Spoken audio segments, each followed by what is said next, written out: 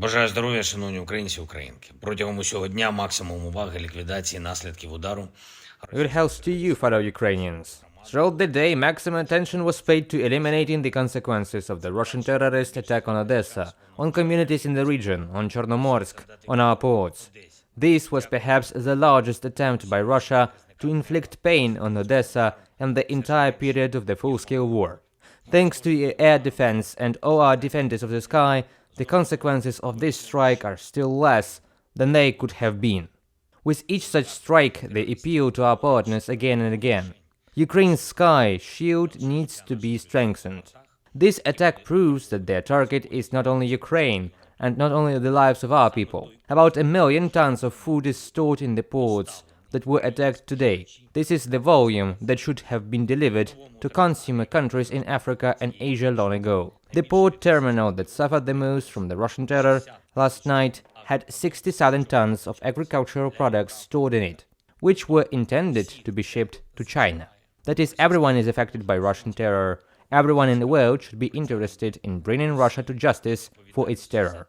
I am grateful to all our warriors who protect our country from such attacks. I am grateful to all our rescuers, medical workers, employees of public utilities, local authorities and volunteers who help our people overcome the consequences of terror. Odesa, Kherson, Zhytomyr and Kirovograd regions, Zaporizhia, Kharkiv and Donetsk regions. Everywhere where there was shelling, missile and drone attacks. I want to thank each and every person who helps save lives.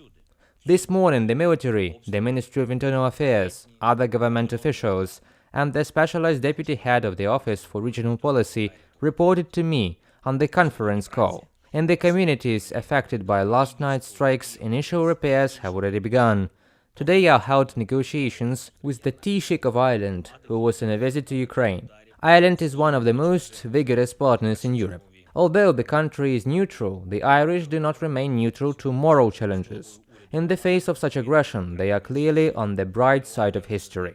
They are helping us politically, in security issues, economically, and with steps, in particular those related to the peace formula and the Global Peace Summit. I am grateful to Ireland for supporting our position on the Grain Initiative. I also met with Samantha Power, head of USAID, the United States Agency for International Development. The day before, she was in Odessa and absolutely understands the importance of our ports for the world's food security and the Russian threat to global stability. Today we discussed in detail the possibilities of protecting our infrastructure and our global role.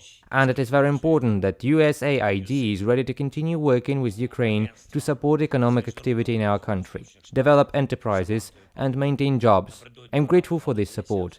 And one more thing.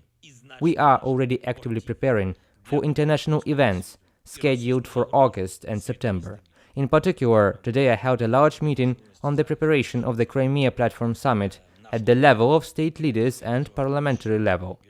We know for sure that the summit will be meaningful, and Crimea will become even closer to returning to the free world, even closer to liberation from occupation. All Ukrainian land and all Ukrainian people must be free. Glory to all those who fight for Ukraine and freedom. I thank everyone in the world who helps us. Glory to Ukraine.